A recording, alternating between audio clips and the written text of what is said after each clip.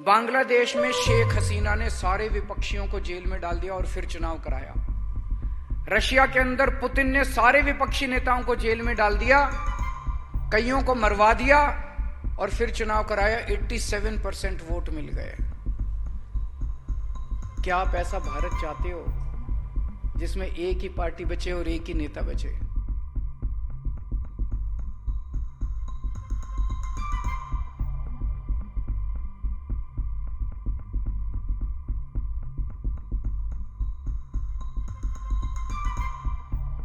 अभी इतनी तानाशाही मचा, इन्होंने मेरे को गिरफ्तार कर लिया।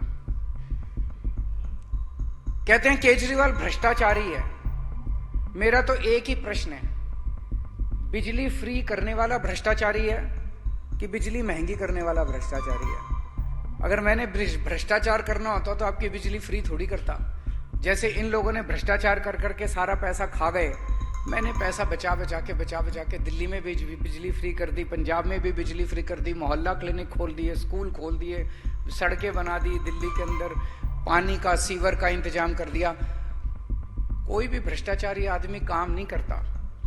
16 मार्च को इलेक्शन कमीशन ने देश के चुनाव डिक्लेयर करे। 21 मार्च को इन्होंने मेरे को गिरफ्तार कर लिया। तो भ्रष्टाचार में थोड़ी गिरफ्तार किया। उनको यह डर था कि केजरीवाल अगर पूरे देश में घूम घूम के प्रचार करेगा तो इनकी सीटें कम हो जाएंगी, इसलिए मेरे को अंदर किया। ये तो भला हो, सुप्रीम कोर्ट का धन्यवाद करते हैं हम। सुप्रीम कोर्ट ने कहा जा केजरीवाल 21 दिन प्रचार कर ले, तो मैं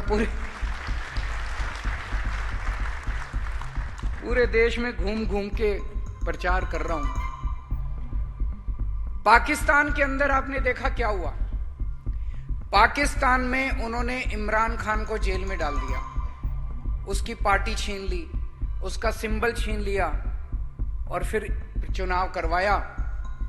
उसके बावजूद भी इमरान खान को इतने वोट मिल गए, इतनी सीटें मिल गई। उसके हर कैंडिडेट अलग अलग सिंबल पे लड़ा।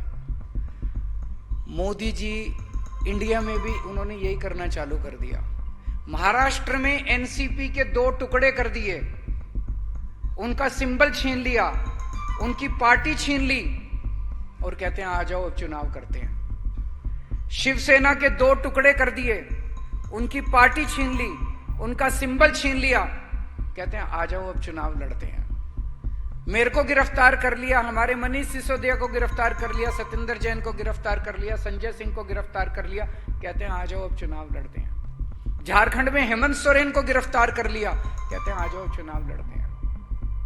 बांग्लादेश में शेख हसीना ने सारे विपक्षियों को जेल में डाल दिया और फिर चुनाव कराया। रशिया के अंदर पुतिन ने सारे विपक्षी नेताओं को जेल में डाल दिया, कईयों को मरवा दिया और फिर चुनाव कराया। 87% वोट मिल गए। क्या आप ऐसा भारत चाहते हो जिसमें एक ही पार्टी बचे और एक ही नेता बचे? आज हम लोग लड़ रहे हैं, मैं लड़ रहा हूं, इन लोगों के साथ संघर्ष कर रहा हूं, तन मन धन से लगा हुआ हूं, लेकिन मेरे अकेले के करने से तो नहीं होगा ना। जब तक आप लोग खड़े होकर इनका विरोध नहीं करोगे। 140 करोड़ लोगों का साथ चाहिए इस देश को बचाने के लिए दोस्तों।